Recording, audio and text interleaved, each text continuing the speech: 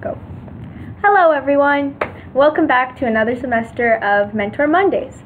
I'm Diana Demetriou, as you all know, and here is not AJ, but Alexis Jackson. Hi, I'm Alexis. I'm a senior humanities major, and I am a mentor with First to Go and Graduate. And I'm Diana Demetriou. As some of you may know, if you're new to the channel, I'm electrical and computer engineering with a minor in mathematics, and I'm an RTE peer mentor here.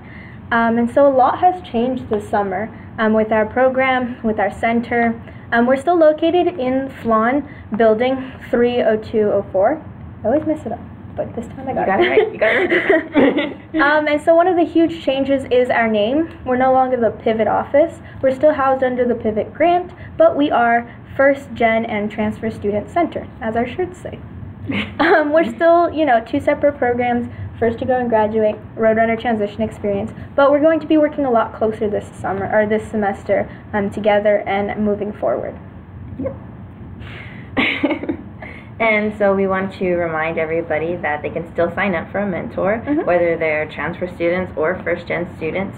All you have to do is come down to the center, or you can sign up online at our website, which I think is pivot.utsa.edu/FGTSC. And you can find all of the links and stuff like on our social media, which I think we have Twitter, Instagram, and Facebook. I think we're working on Facebook. We're working on Facebook. We'll get Facebook, but yeah.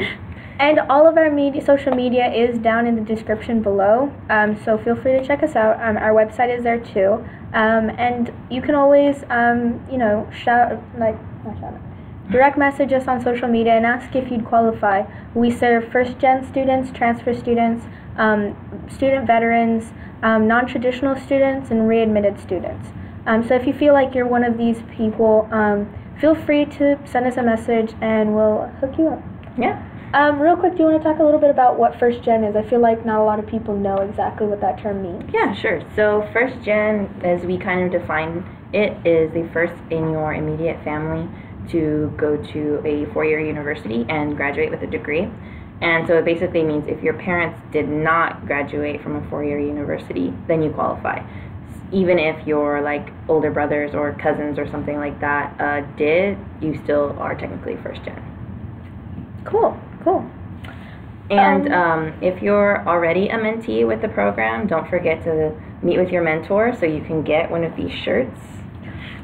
We have really cool on the back. It says specific to I'm a transfer student, proud to be transfer, or proud to be first gen. So definitely represent us around campus. Yeah. All right. So first things first. How did your first week go? My first week was actually pretty great. Yeah. And I like all my classes. I have already made friends in some of my classes, so it's nice. That's what really about you, good. Diane? I really like it. I have a nice balance this semester. I used to have 3 classes a day, but now it's 2 with an hour in between, so it's really nice. That's nice. I'm really excited. Yeah. You're graduating in December as well. Yes. So we're both graduating in December, so next semester you'll see new faces. But are you excited, looking forward to your last semester, or I am. How are you feeling? I'm excited and equal parts nervous because I'm also applying to graduate school as well. So it's a lot in one semester, but I think it's going to be pretty good. You got this. All right, so just some quick reminders. Whether you're new to UTSA or returning, these are some important things that we've found over the semesters really help students. Some things that we can easily let slip from our minds. And so we like to give a little shout out at the beginning of our semester. First things first, Blackboard and MyUTSA have apps that you can download onto your phone. I know for me, Blackboard has been a lifesaver because it'll send you a thing and it'll be oh, by the way, this is due tonight. And I'm oh, thank God. Have you used the Blackboard or MyUTSA app? I haven't used the app yet, but I use it pretty much just on my laptop exclusively. Yeah. But definitely keep in mind to constantly check Blackboard because things can be due without you even knowing. Yeah, sometimes your professors drop stuff in there and then they'll forget, but Blackboard remembers. So make sure that you get that stuff in. Or especially this semester we have Thanksgiving holiday. Last semester, like in the spring semester, I had a colleague of mine who was, we had an assignment due over spring break, and she wasn't checking Blackboard, and so when the semester started up again, she asked the professor, hey, you didn't talk about it, and I forgot that it was due, and he said, well, Blackboard said it was due, so it's due. And it was very heartbreaking for her, but just, I guess, word to the wise, definitely check Blackboard. Check your Blackboard. Another cool app is the Runner app. I've used this like once, but it's really cool. If you park in like, parking lot's way out there, you can use this app and it'll tell you where the bus is. So you can either see if you just missed it or if it's on its way. You can kind of gauge how much time you have. Or if you live in one of the apartments that's serviced by the Runner, you can see like, oh, do I have 5 more minutes to stay in bed or should I get out of bed? And then you can text JOIN, JOIN, and followed by a 5-digit bus stop number to 52020, and that'll tell you when when the next bus should arrive. So that's for you guys that are riding the VIA bus, whether it's going downtown or around San Antonio. This is a great way for you to know when the next bus will be coming to your bus stop.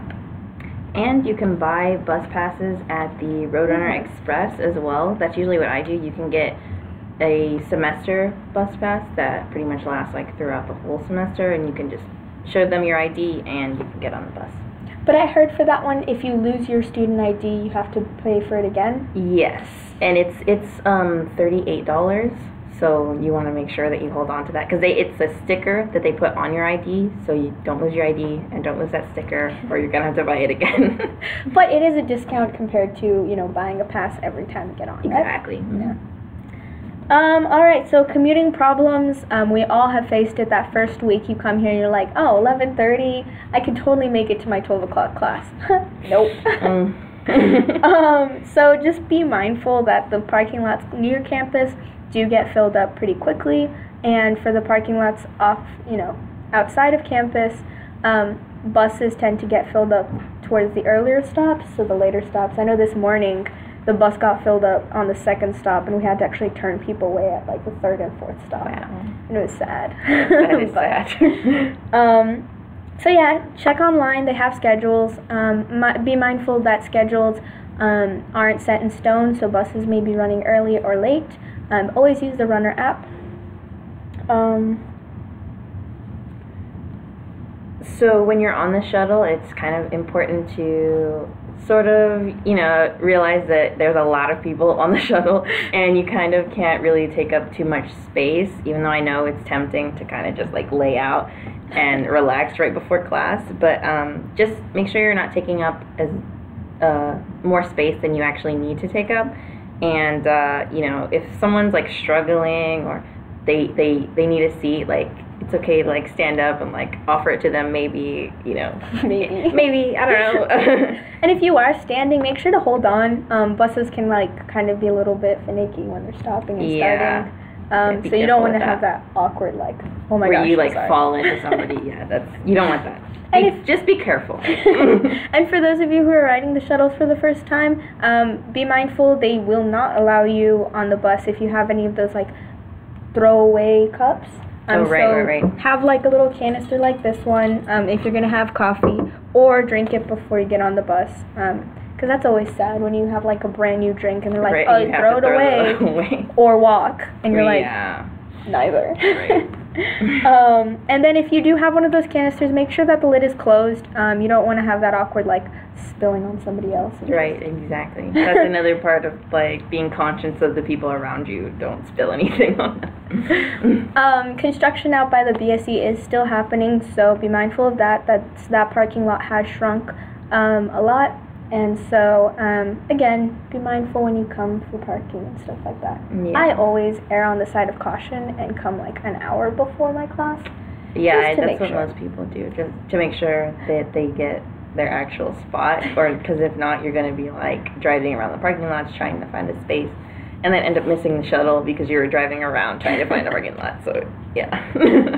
And now for those of you returning to UTSA, keep in mind to keep in touch with those old professors. First off, you never know when an opportunity will arise to need either a reference letter or maybe an opportunity with that professor that could, push your career in the right direction. So always keep in touch with those professors. If anything, they could always act as a mentor. Mm-hmm. Yeah. So it's important to just shoot them an email every once in a while, kind of like, hi, I remember I was in your class, we did this, we talked about all of this. Or even to visit them during their office hours, because I know professors love it when you're actually in there for the office hours, because if not, they're just sitting in there and doing their work and stuff. So they like talking to students, so don't be afraid to come in there every once in a while.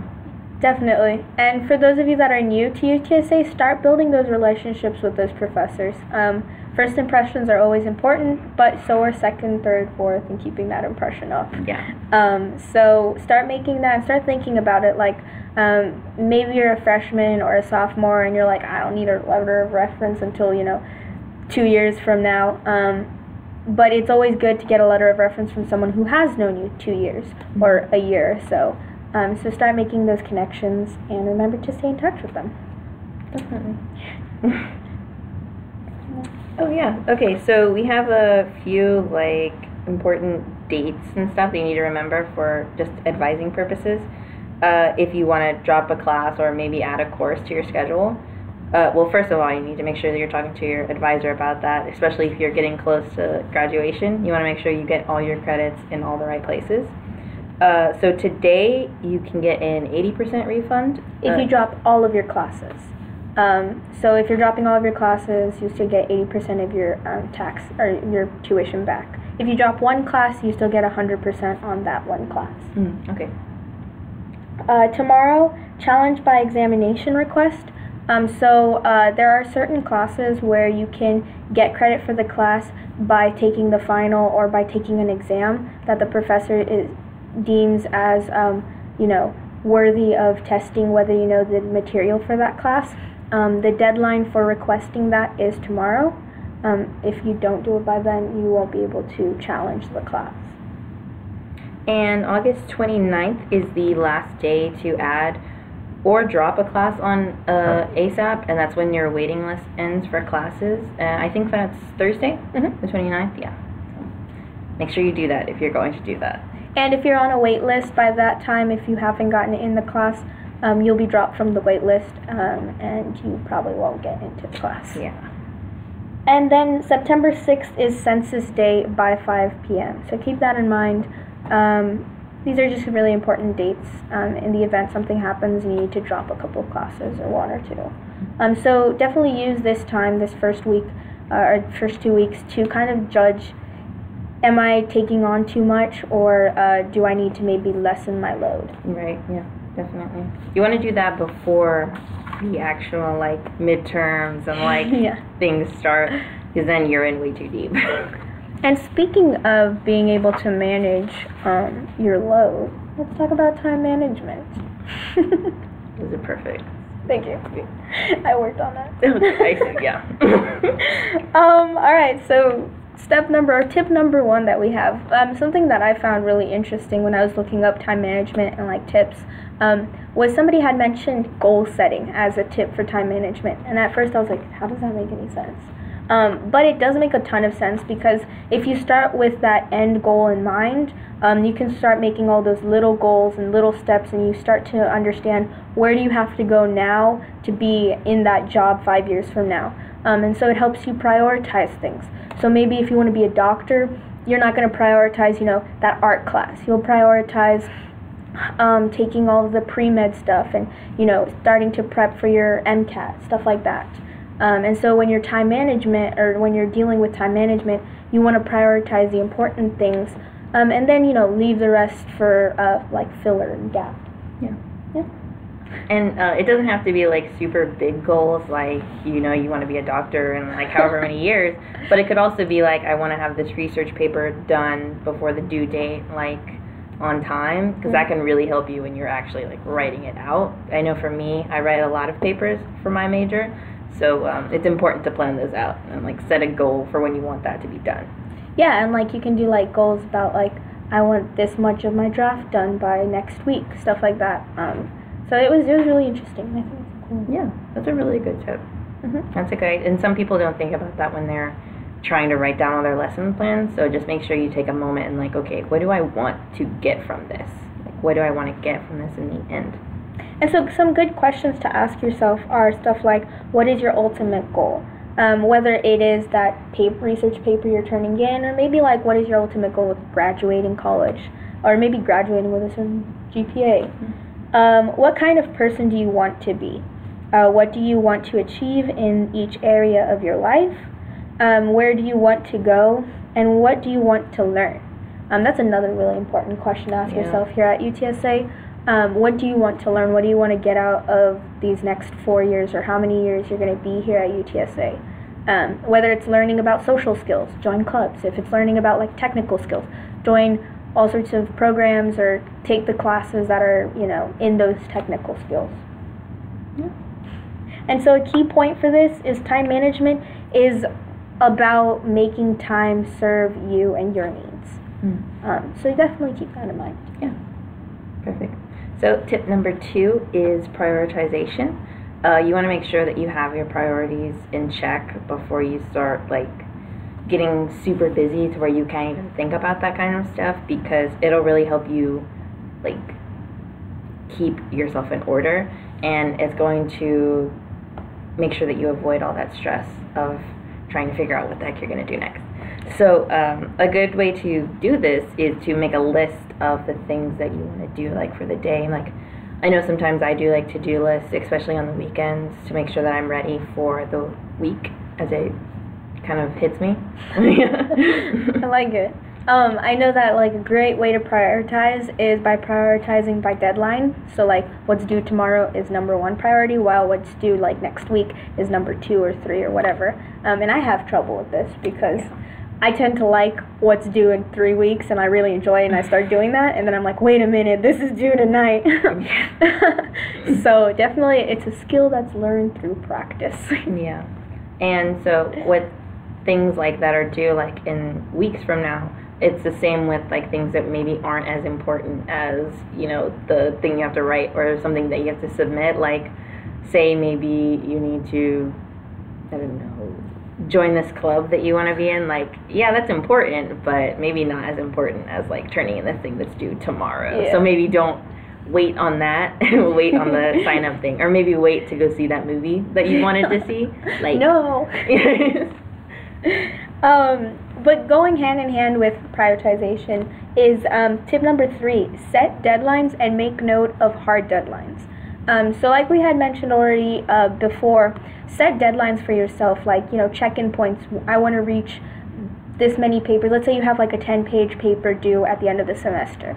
Say I want to hit 2 pages 3 weeks from now, 4 pages, 5 weeks from now. Set those deadlines for yourself, and definitely make sure and write somewhere the hard deadlines, like the deadlines given to you by a professor. Mm-hmm. And make sure that your deadlines are like realistic, because you're not going to be like, okay, I'm gonna have this draft done of this paper tomorrow when it takes, weeks to get a good draft going.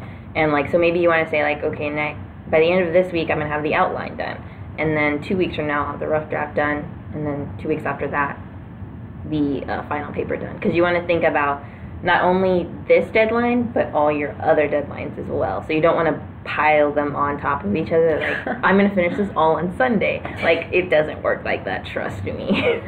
And another great way to keep yourself accountable is maybe start a study group. I know for me, writing papers is hard.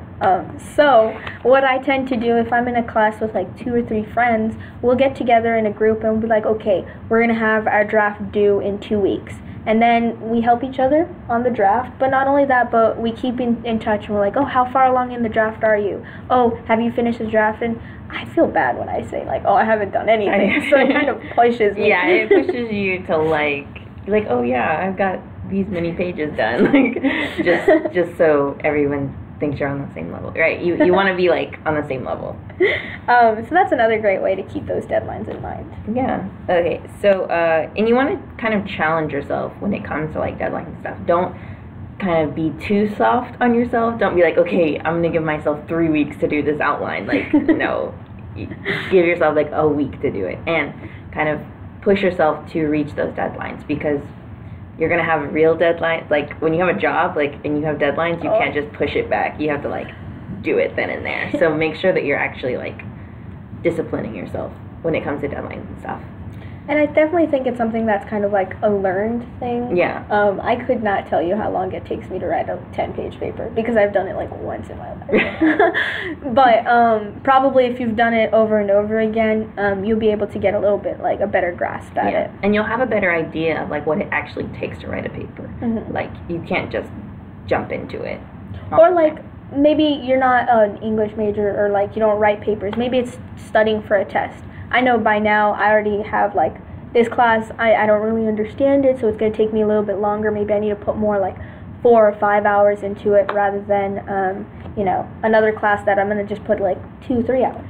Right. Yeah. Speaking of which, we have a question. Oh. How much time do you study for each class? Perfect question. So, personally for me, a lot of my classes, especially this semester, are reading intensive and writing intensive, so the time kind of varies a little bit, but I pretty much want to do like maybe an hour for one class, at least like once a week. Each class, like at least like an hour to 3 hours of like reading. So is this each class, like if you have a Monday, Wednesday, Friday class, it's 1 hour for the whole week, or is 1 it hour for like each Monday, class, like, and then an hour for Wednesday, an hour for... Exactly. Oh, okay. So I have class Tuesdays and Thursdays this semester, so I would probably do like an hour, like on Wednesdays I would do like an hour for each class, like that I did on Tuesday, and then for Friday I'd do like an hour, or like Monday before my Tuesday class. Okay. Kind of just putting it on my off days, which is easy for me to do since I have like Monday, Wednesday, Friday when I don't have classes. Nice. Okay. For me, it's a little bit more like tricky, I guess, because we don't have readings per se. We have readings for one class.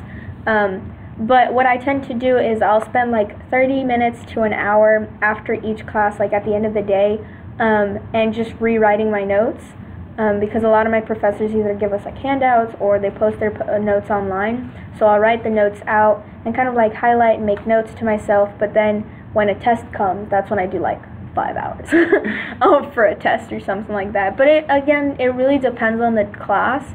There are some classes, like my math classes, that I get pretty easily, so I only need to spend like 3 or 4 hours. But then there are harder classes, like some of my like more difficult engineering classes, and I'll spend like 7 or 8 hours. So it's really dependent on like the topic. Yeah. We have another question coming in. So, why is it important to manage your time? Thank you. Do you want to tackle this question? Yeah, sure. So why is it important? Well, number one, it helps you avoid the stress of trying to fit everything into maybe like an hour before class or something like that. I feel like it makes you a lot more mellow when it comes to these things, which is something I definitely need since it's my senior year. Yeah. So like I like to manage my time well, because it means that my time is being well spent, and that I'm not, spending a lot of time on something that isn't gonna necessarily help me in the future, or doesn't necessarily even make me like feel like happy or good. So I want to make sure that my time is being well spent. And going off of that, like, managing your time is important because you don't want to just study all day long or work on homeworks all day long. You want to be able to go out and watch a movie, or hang out with that significant other or friends or family. And I know for me, when I have this huge deadline that I haven't done anything for, and I'm hanging out with my friends, in the back of my mind I'm going, oh my god, what are you doing? I'm not really enjoying my time. Right. So you want to be able to relax and be able to take a day off and just be like, okay, this is my day. I'm just going to sit in bed and just watch Netflix all day. I don't know, whatever is up to you that makes you feel, content. You want to be able to do those things without having that worry of, there's something I forgot to do. Or another thing is, you're going to be missing deadlines if you don't manage your time well. I know that for me, sometimes when it comes to papers and I procrastinate till the last minute, I usually miss the deadline. And I'll turn it in like a day late or two. And so for me, it's very important to manage my time so that I know that I have plenty of time to turn in something that I'm proud of, you know? Yeah, definitely. Did you want to do question 1? Sure. Because that kind of comes off of So we have another question. What do you do on your free time? We're kind of like trying to catch up with these questions. For me, I don't have free time. I got free time. Honestly, in my free time, I read a lot. Not just books that I have for class, but like actual books. So like jealous. In I want to do that. Right. Or I watch a lot of movies. I have a film minor, and which is my excuse to watch lots of movies. No, yeah. You're doing research. Yes, it's all research based. Very, very educational. I do not have a film minor, but I watch movies too. I binge watch a lot of like Netflix. But yeah, like honestly, during the day, like I have a lot of stuff between school. I work 2 jobs here on campus, and then I'm involved in a lot of like extracurricular like clubs and organizations. So for me, it's not free time, but I enjoy what I do, so it feels like free time. Right. Which is important too. You should enjoy what you're actually doing, like during the day. Yeah. So, but yeah, if real free time, it's either I'm watching like Netflix or I'm going out to eat. I love food. Oh yes, I love food. I love to cook as well. So, yeah. All right, right on. Okay, so moving on. The next 3 tips kind of collide with each other. We have avoid procrastination, avoid stress, and avoid multitasking. And so it's kind of obvious how they sort of obvious. Because if you procrastinate, you're just going to create stress for yourself later, and you have so many things that are going to be due that you're going to start to divide your like attention towards multiple things. And so I'm not saying don't multitask in the sense of like writing your notes and watching TV. Because I mean, for me, it's background noise and it helps me focus more. But multitasking in this sense is maybe like writing that paper and I don't know how trying to write a paper for one class while you're doing a reading for another class. Exactly. Or trying to write 2 papers at the same time, like kind of going back and forth. It's easier with things like that. I keep using the examples of like reading and writing and stuff because that's all I do in my classes. But it's important to just be like, okay, I'm going to finish this reading that I have to do for tomorrow, and then I'm going to start writing this paper that I have to do, Thursday or something like that. Like, each class should have its own time. You can't just, like, throw it all in one study session. Yeah, I used to think, like, when I was younger, I used to think that, like, I could easily do something like my math homework, and then once I hit a roadblock or I got really tired of it, I could switch easily over to, like, chemistry or something like that. But I started to realize that I wasn't retaining any of that information. I was just going through the steps and, like, the motions. Yeah. And so when I started to sit down and, like, do math homework for an hour, and then take a 30-minute break, and then do chemistry homework for an hour, I was starting to retain it a lot more because your brain isn't constantly being cut off and, like, refocused. So it's really important as far as, like, the STEM side of it. Right. Yeah. I don't know how you can, like, write 2 papers at once. I don't know. I'm sure I've crazy. tried it before, but it's not a good look. So don't learn from me. So now we're on to tip number 7 is starting early.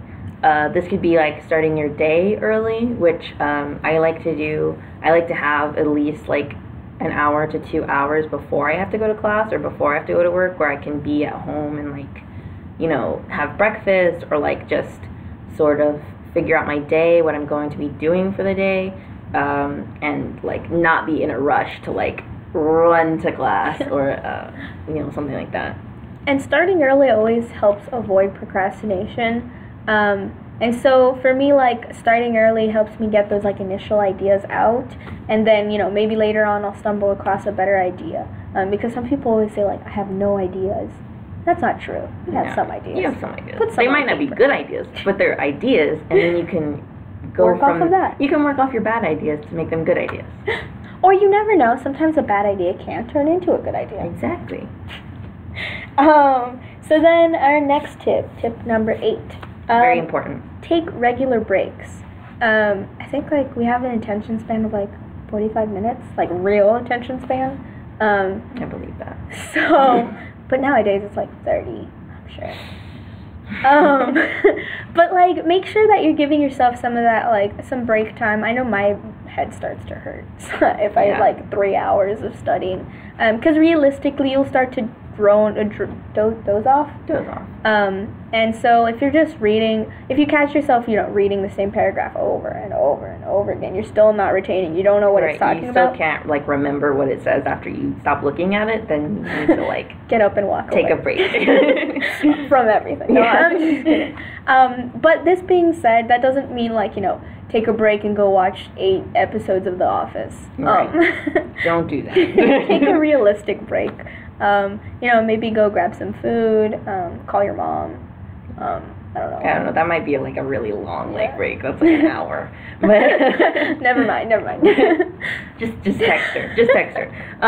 No, but it could be as simple as just like standing up and stretching. Because, we sit down like a lot during the day, especially if you're in long classes, and that can really put a toll on your body. Like, you will not feel good if you've been sitting for however long.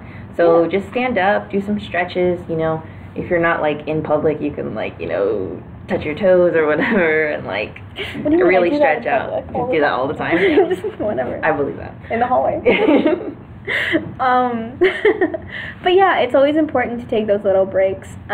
Just remember, moderation. Don't take 5-hour breaks and stuff like that, and for like a 30-minute study session. Right. But yeah, and make sure that you're like drinking water, and that you're like eating food and stuff, that you're not just like going straight through like you're reading like Chaucer or whatever and you haven't stopped, and you're like you start speaking. You're like dehydrated, and you can only speak Middle English. Just stop. Yeah. Find some help. Take a break. But yeah, and then you never know. Like, I know that for me, so many times I'm like staring at the same problem over and over again, and it doesn't make sense. And I'll walk away for like 10, 20 minutes and come back with like relaxed, all refreshed and stuff, and all of a sudden it makes sense. So you never know. Just take that break. Should we take another question? Oh, yeah. Which study spot are the most quiet? So I know there's like quiet spots in the JPL, but sometimes those are too quiet. Yeah, they're like weirdly quiet. But you can also at the JPL reserve a study room. And I think like the instructions to do that are on the JPL website, which I'd like to do that a lot because I like being at the library because, it's easier if I need to find books or if I need to reference something. But I don't really like being like, out like at the tables where there's like a bunch of people like around. So like the study spots are great because some of them are like 1 to 2 people, and then some of them are like 3 to 5. And then I think there's also like large study rooms that you can reserve for like a study group or something. And those spots, I think you can reserve them for 1 hour or you can do it up to 2 hours, but then you can also reserve like 2 slots. So it can be up to 4 hours. Yeah. What I like to do sometimes with my friends is we'll get like a whole day where it's like 6 of us, and we'll just like reserve time after time. So that was you. Okay. yes. Just be mindful, like especially like during midterms, they get filled up real quick. You have the option to reserve a study room 2 weeks in advance. So if you know that you really, really need like 2 hours to just focus, start reserving that room and stuff like that. Yeah. And also, like, the JPL is open pretty much 24 hours from... During the week. Yeah, from, like, Monday to Friday. And so maybe if you're one that, like, kind of stays up later, you can have those study rooms that are, like, night or, like 1 in the morning. Like, because I know some people don't, like, fall asleep until, like, 3 a.m., so you might as well be like studying or reading a book or something. So you can also use those rooms during that time. I know that the AET, it's one of the engineering buildings, it's pretty quiet, like the building itself. And they have cute little like tables and chairs throughout the building, and it's pretty quiet if you want to study there. And then we also have the AT library, which is a bookless library. I think it's like the only one in like Texas or something. But it's great for especially if you're meeting up with like 2 or 3 people. So it's not usually super quiet, but like, you know, in the mornings, in the evenings, it's quiet-ish. And what are the hours for that? Do you know? So the library itself, I think, is like open from like 8 to 6, but that's like the inside area. But then they also have like an outside area with like high tables and stuff, and that's open, you know, whenever the building's open. Okay. So, as far as other quiet spaces, I think there are some buildings that just there's not really a lot of people that are in them. Like I use the arts building sometimes. The MS building, if you can find like a table or like a chair or something like that. I like to come here on the weekends. I do a lot of studying here on the weekends. On the weekends, the student union is like silent. So on the weekends, I get like a classroom. Right, and you can just like sit in there for hours, and people like there'll be like 1 or 2 people like walking through, but it's pretty quiet. And then another question, how often do you study a week? Oh, I kind of answered this question with the how much do you study for each class? Yeah. I know like the recommended like for each class is like 8 hours or something, like that's a like week. 3 hours for every hour you're in class. Yeah, which, I mean, I'll be honest, I don't do. So I would probably say maybe 5 or 6 hours is like dedicated to studying like on my off day, like combined on my off days, and then also the studying that I do like right after class or like at the end of the day for class. So it varies. Yeah, for me it really varies depending on, like right now I'm doing like maybe 2 hours. Right. But like once tests start happening, I'll be pushing like 5 or 6. Right. So like once I start writing papers for class like all the time, which it will happen very soon, then that'll be most of my time. Alrighty, next tip, learn to say no. This is one I struggle with all the time. Me too. Because I like doing stuff. Yeah. But remember, going back through everything we said is kind of accumulation of it all. Make sure you're prioritizing. Don't prioritize, you know, friend going out for the 3rd night in a row or something like that. So yeah, it's okay to say no every once in a while. You don't have to always go out with your friend. You're not going to just stop being your friend because you told them no that one time. Right. So yeah, make sure you're prioritizing yourself and what you need to get done to make sure that you're doing the best that you can do. And that might mean like if somebody's asking you to like explain something to them or like tutor them again for like the same thing, like sometimes you have to be like, no, I have to I have to do this like maybe next week or something like that. Like make sure that you're prioritizing yourself and what you need to get done. And that's really important because sometimes you think, you know, learning to say no means like, oh, I have a homework due tonight so I can't go out. But even if it's like you feel very overwhelmed and stressed and you were planning, you know, Friday night you were just going to stay in, some popcorn and a movie, and then a friend asks you to go out and stuff, it's fine to tell them no just for you to stay at home and just watch a movie or something if that's what relaxes you. Yeah. Remember, self-care is very important. Right. We'll do an episode on self-care very soon. Yeah. And we all need it. Definitely. Especially as the semester goes on. Yeah. And my self-care goes. Watch, like, the middle of the semester, it's like, oh, we need to take care of ourselves. Almost forgot. Yeah. But yeah, and we definitely have some more videos on that throughout our channel, so definitely look through that. We have some other, like, time management ones, too, if this wasn't enough. Right. If you want to just know everything about time management, look back at the past videos. Definitely. And our last tip, don't be afraid to try new things. That being, like, in the sense that, like, maybe your way of time management right now isn't working out for you. Ask around, ask other people. Maybe there aren't a lot of people that have it down. Right. But there's definitely tips and tricks out there. And try it, like, we always say this on this channel, that not everything is going to work for everyone. So take it with a grain of salt, try it out, see if it works for you. If it doesn't, don't try to make it work for you. Yeah. I agree with all of that. I think it's important to have your own system when it comes to time management, because if you're trying to use somebody else's system, it's not going to work for you the way that it works for them, just because we're all different. We all process things differently, we learn differently, and we manage our time differently. Speaking of ways that we manage our time, we're going to show you how we manage our time. And these are just two examples that are, for me, my way of managing my time works perfect for me. For Alexis, I'm sure hers works really well for her. I've tried her method, and it didn't necessarily work for me. So, as you can see, everybody's going to have their own different way of managing their time. So do you want to go first? I will.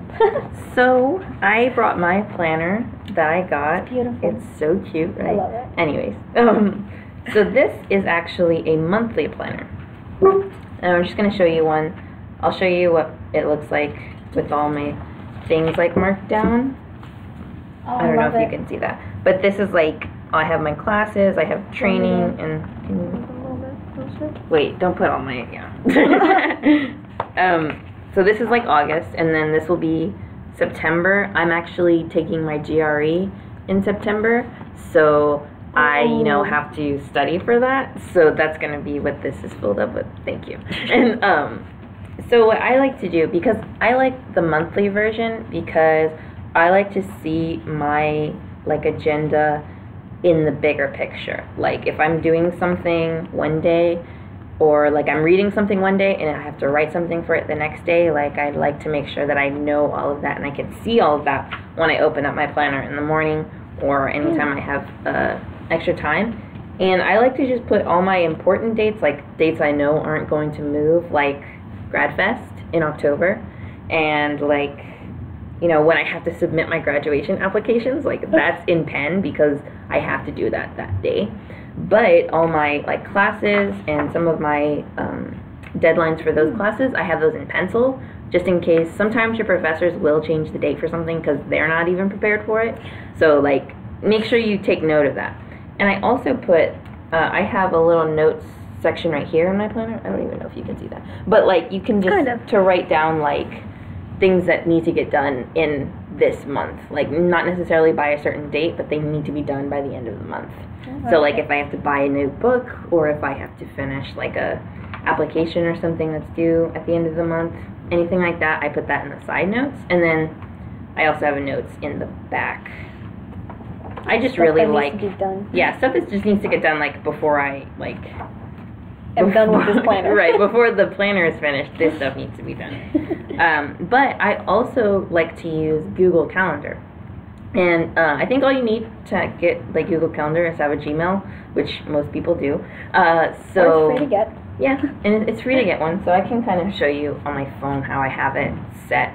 But my Gmail is a picture of my actual physical planner. They're exactly the same. Mm-hmm. Because if they're not, then you're going to be really mixed up. So make sure that if you are using a calendar on your phone, that you can also put it in here. I don't know if you can even see that. You can get a little bit closer. Oh, you can see. Yeah, you can see. Looks good. All I like the colors. My important dates, everything is color coded in my Gmail because I use pen and pencil in my planner. And you can see all my dates and stuff. So I do this because sometimes I don't have my planner, but I always have my phone. So if I'm not sure about a particular date or deadline, I can put it in my phone really quick. Or if I am in class, and a lot of classes don't like when you have your cell phones out, weirdly, but you can just quickly write something down in your planner. You have to remember to do this, or to write this down, or to look this up, and then put it in your phone to actually remind yourself. Because with Google Calendars, it's cool because you can set actual reminders. You can set reminders for certain events, days in advance, or weeks, or months in advance, or you can send, remind me at this day at 9 o'clock that I have to, do my laundry, or take out the trash, or something like that. It's really helpful for me because I am very forgetful. Mm-hmm. So sometimes I won't look at my planner, this planner for a week because I just forget that it's in my backpack. And so, but I can always check my Google Calendar, and it will always remind me of these important things. So make sure if you're using Google Calendar, you use the notifications on there, because that's what's really helpful. And yeah. And then for me, I tried Google Calendar, but I don't know, I'm like really bad at like checking my phone and checking on there. And I hate that it buzzes me and stuff, and so I'm like, no, leave me alone. So I'm kind of old school. I use two things. First and foremost, I have this cute little weekly to-do that it has Monday through Friday and then the weekend, and I just make a list of things I need to do that day, just to kind of remind myself, and it's anything from like do laundry or hey, take out the trash, to like homework or emails I need to send. And then this is my pride and joy. I've like done, I know, I've done so many different, or tried so many different types of planners, and I found one that kind of really worked really well last year for me, but they kind of ran out the store and they didn't bring it back this year. So I gave in and I made my own online. Wow. And so it's worth it for me. So like I did a monthly thing because I like to see kind of like big picture, like when some of my bills are due, birthdays, when I get paid and stuff like that. But then I also have in here things that I'm going to like weekly agendas. And so it has it from 7 a.m. to 9 p.m. and I can actually block off my time, whether it's classes and stuff. And as a peer mentor, meeting with mentees, I need to know what hours of the day I'll be available. So that's important for me. And I kind of like Alexis said that she doesn't check hers, so sometimes weeks at a time. I check mine. I'm getting better, I promise. I check mine every day, and so that's like, I guess, the important part between this. She checks her Google Calendar every day. I check my planner every day. She has, reminders on her Google Calendar and stuff, and it's the key point in both of these is having something that will remind you every day. Whether for me, like at the top right here, I have the days that my homeworks are due, and then on my to-do list, I have like, this day I will get this homework done, and it's usually like a day before the homework is due itself. So the important part is whatever you choose to use, make sure that you're using it on a daily basis, because otherwise, if you're like every month you check it once a month, then you're gonna miss a lot of stuff. Definitely. And like we showed you here, don't be afraid to try new things, and then not everything is going to work for you. For me, is that weekly, weekly layout. Mm-hmm. For Alexis, it's having it as a monthly layout. Yeah. So it's really dependent on you. Definitely. I've tried doing weekly layout, and I just cannot keep up with it. It's a lot harder for me to look at it, and it tends to make me procrastinate more in a weird way. It's just I can't because I'm just oh, it's not Wednesday, so I don't have to do this, but it's I should probably do this. See, I procrastinate with the monthly one because I'm it's 3 weeks from now, no worries, and then I realize, wait a minute, it's such a big thing. Oh yeah, no, I'm oh my god, this is 3 weeks from now, I need to do this yesterday, but yeah. So yeah, these are just a couple ways to do it. I know that there's a lot of things online that you can use. If you want to go even bigger, the TRC has a semester at a glance, so you can see all 16 weeks. I like to use that one at least for major tests, so I can start planning when I'm going to start studying for those tests, or maybe in your case, major papers that are due. Yeah, and you can try a lot of things just buying one of those desk planners or the monthly calendars or something, because I don't use hanging calendars in my house anymore. or I used to have a dry erase board that was actually kind of your to-do list for each week. It would have all my due dates and stuff like that, which is something you can definitely try either monthly or just something that you can put important stuff on, just get a whiteboard or something, Definitely. Yeah. So whatever works for you, try different things out. Let us know in the comments below what's your method of managing your time. And yeah. Moving on, we have some important events. One first thing that I would like to mention is this semester we're going to try to do something a little bit different from other semesters. We'll still have our Mentor Mondays every other Monday, but we're going to try to start doing something called Mentor Messages. It'll I came up with that name. Yes, probably yours truly. And so the reason why we want to get more activity on this channel, so we'll be posting every single week. We'll be coming out with something at 4 o'clock on Mondays, whether it's a live stream or maybe like a 5-minute little video about something that our mentors feel passionate about and kind of want to talk about for 5 minutes. I think it'll be a great chance for people to get to know our other mentors as well, because for this, we host it kind of just the two of us, unless it's a very special episode. Mm-hmm. So I think these mentor messages are really going to be great in sort of figuring out who on your campus is a mentor and who's here to help you. I mean, everybody's here to help you, but And so saying that, next Monday we will be trying to come out with a little video about... We're going to talk about getting involved on campus. We have which we're going to talk about it a little bit, but there's involvement fairs coming up, and there's people tabling outside, and you might not really know what's going on, or why are all these people trying to hand me flyers and stuff. But I think getting involved on campus is really important, especially if you're just starting out, or even if you've been here for a while but you want to meet new people and you want to find something that you're really interested in that you can sort of kind of put into your schedule a little bit too. And then next week, so 2 weeks from now, we'll have another live stream about job hunting and resume building. So super excited. It's gonna be fun for our channel the next 2 weeks. As far as campus-wide, like Alexis mentioned, we'll have an involvement fair Tuesday, August 28th. So that's tomorrow. Wait, yeah. Is it the 28th? Yes. Yeah. It's at the Student Union and the Sombria, 10 a.m. to 2 p.m. So go out there, just get some flyers. Yeah, I think there's going to be all around campus pretty much, but those are the two main spaces where you're going to see a lot of tabling and stuff. And it's going to be pretty much every group, I think, that's on campus. Mm-hmm. There's sports groups intramurals. Yeah. And then there's I don't volunteer think the groups. intramurals are going to be out there. Maybe I saw them out there earlier, so I don't know.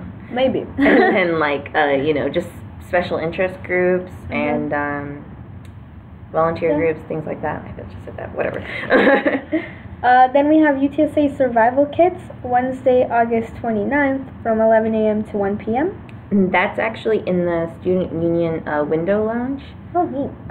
So I think they're going to be giving out school supplies and stuff like that. So if you need school supplies, who doesn't need more pens, all the time? I need more pens. And so UTSA is also hosting several marketable leadership skills workshops. And this week, on Wednesday, August 29th, they're doing Enhancing Understanding, kind of a communications workshop. Neat. And that's going to be from 5:30 to 6:30 in the Hidalgo room. Cool. In the Student Union on the second floor. Neat. Room 2.214. And then next week... We'll have a part-time job fair Thursday, August 30th from 9 a.m. to 12 p.m. in the Student Union. So go on out there if you're looking for a part-time job during the semester. I think some of the actually on-campus stuff goes out there too, right? Sometimes. Or is it usually? But it's mostly seasonal kind of jobs, like the Halloween store. I know they'll be there. So if you're interested.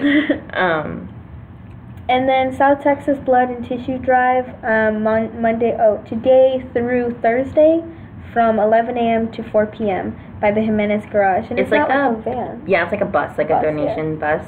So go on out there, save lives. Yeah, and so everyone that donates, I guess for all 4 days, they get a Bill Miller's voucher. I think it's for one meal, and then a movie pass to the Alamo Draft House. Nice. Yeah. Go see a movie when you're taking that break. Well, that's pretty much all we have for this live stream. Stay tuned for our mentor messages, and please join us next time on our next Mentor Monday live stream. But for now, I'm Diana. I'm Alexis. Thank you for watching. Bye.